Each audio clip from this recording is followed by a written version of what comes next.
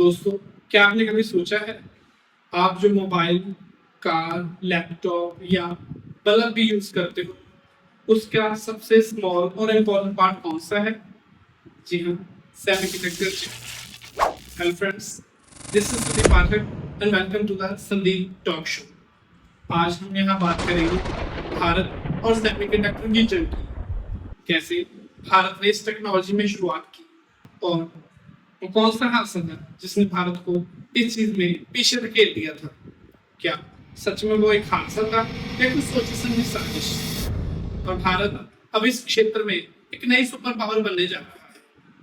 चलिए शुरू करते हैं। सेमीकंडक्टर यानी एक ऐसी डिवाइस जो कभी बिजली को चलने देती है, कभी रोक देती है।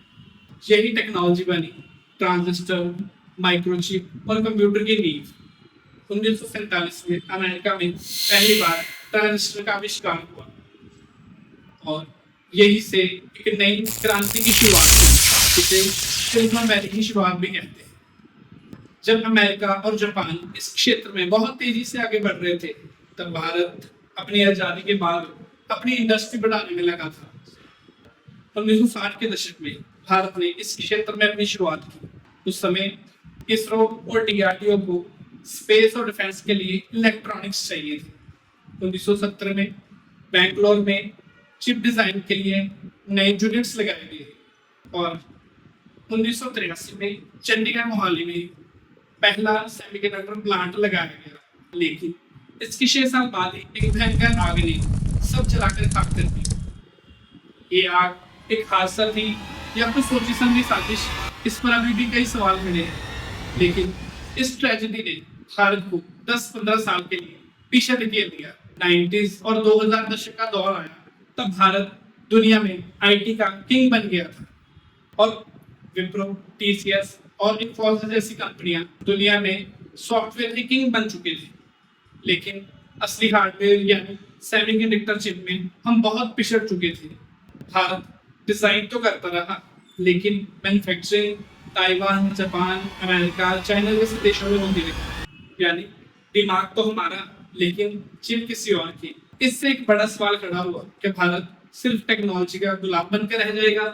अमेरिका और चाइना की ट्रेड वॉर ने ये दिखा दिया कि सेमीकंडक्टर सिर्फ एक चिप नहीं, बल्कि जियोपॉलिटिकल हथियार भी है।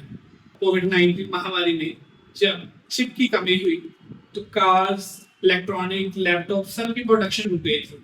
उस समय भारत ने इसको अवसर के रूप में देखा और तय किया कि भारत सिर्फ सॉफ्टवेयर में नहीं, बल्कि हार्डवेयर में भी सुपर पावर बनेगा। 2021 में भारत सरकार ने 76,000 करोड़ का सेमीकंडक्टर का मिशन लॉन्च किया। इसमें कई बड़ी घोषणाएं हुई। वेदांता, फॉक्सकॉन जैसी बड़ी कंपनियों ने गुजरात में सेमीकंडक्टर प्लांट लगाया और माइक्रोन, आईएसएमसी जैसी कंपनियों ने भारत में निवेश किया। अब भारत कह रहा है, हम सिर्फ चिप डिजाइन नहीं करेंगे, बल्कि अपनी चिप बनाएंगे। मोबाइल, लैपटॉप, इलेक्ट्रिक कार्स और अन्य टेक्नोलॉजी के लिए भारत अब किसी और पे डिपेंड नहीं होगा, एक आत्मनिर्भर भारत बनेगा। लेकिन यह राह आसान नहीं है दोस्तों, क्योंकि एक प्लांट लगाने के लिए ही 8 से 10 बिलियन डॉलर का खर्चा आ जाता है और इसके अलावा भी क्लीन रूम, टेक्नोलॉजी और स्किल्ड मैन पावर, ये सब भी चाहिए। भारत को इस क्षेत्र में ताइवान और साउथ कोरिया जैसी कंट्रीज से कंपटीशन करना पड़ेगा। लेकिन अगर भारत सफल हुआ, तो हम आने वाले 10 साल में टॉप 3 सेमीकंडक्टर पावर बन जाएंगे। दोस्तों, 1989 की वो आग जिसने भारत को इस टेक्नोलॉजी में पीछे धकेल दिया था, आज फिर से वो आग लगी है। लेकिन वो आग हार मानने की नहीं, बल्कि कुछ कर दिखाने की है।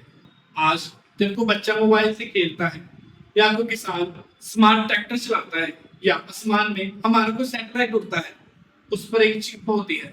अब समय आ गया है कि वो चिप मेड इन इंडिया हो, क्योंकि असली डिजिटल स्वतंत्रता तो तभी है जब हमारा भविष्य, हमारी चिप हमारे हाथ में हो। अगर आपको ये स्टोरी इंटरेस्टिंग लगी हो, तो वीडियो को लाइक करें, चैनल को सब्सक्राइब करें और अपने दोस्तों के साथ भी शेयर करें। क्योंकि आने वाले टाइम में मैं और भी ऐसी ही इंटरेस्टिंग स्टोरीज लाता रहूंगा जो आपको सिर्फ इंफॉर्मेशन ही नहीं देगी बल्कि इंस्पायर भी करेंगी।